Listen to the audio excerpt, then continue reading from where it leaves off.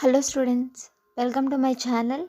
Today I am going to discuss about command line arguments in a C programming language. Okay, so command line arguments are the arguments specified after the program name. Okay, so after the program name in the operating systems, the command arguments are specified. Those arguments are known as command line arguments. Okay, these arguments values are passed to your program during execution from your operating system. Okay, so during the execution of our program, so those arguments are passed to your operating system. Okay, so these arguments values are passed to your program during execution from your operating system. From operating system, these arguments are passed to our program. Okay, so those arguments are known as command line arguments. So what are the arguments? Arguments are nothing but rules. Okay, so from operating system to program, they are passed during the execution of a program. Okay, so next,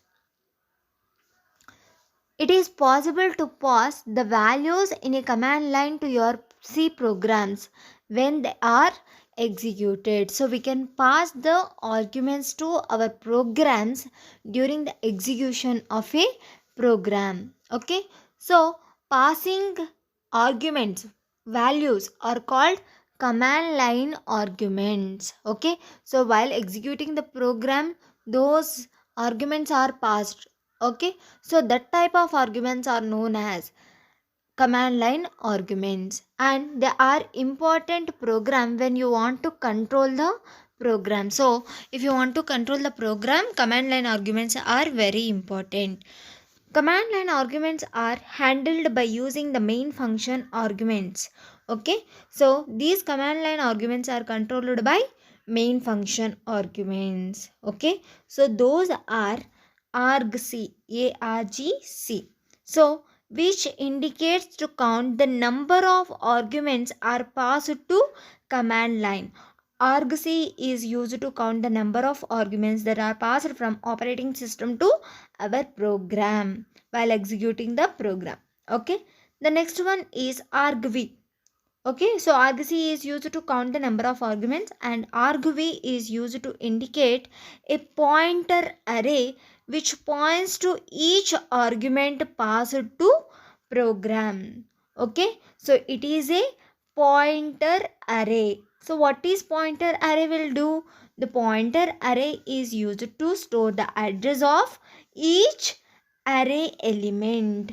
So whatever the arguments that are passed from operating system to our program, so it is the duty of argument argv which is used to count, which is used to point each argument that are passed to our program. Okay, for suppose there are 0 1 2 other arguments, for suppose. Okay, so these are passed to our programs. So what is the argv will do? So the argv will do to store, due to point every element, every argument passed to our program. So it is used to pass, it is used to point each and every argument. Okay, so next let's see the example to understand command line arguments. So here hash include int main. Okay, so the main is used to indicate the command line arguments. Yes, so here hash include int main, int argc. So what argc will do? The argc is used to count the number of arguments that are passed from operating system to our program. Next, so it is integer data type. Why it is integer data type? So it will count the numbers either 2, 3, 4.